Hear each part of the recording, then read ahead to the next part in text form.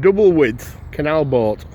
Now that is a very large boat. Bloody hell, fancy getting that down some canals.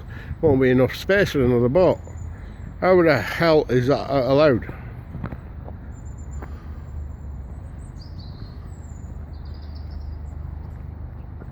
No, it's got a license on it, so must be alright.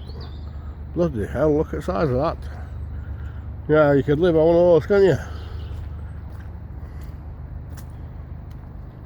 Plus there's a very nice bar behind it.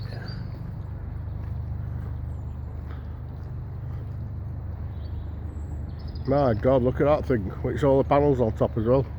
Unbelievable machine.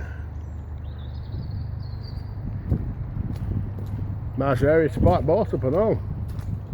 Not too bad, eh? Very nice.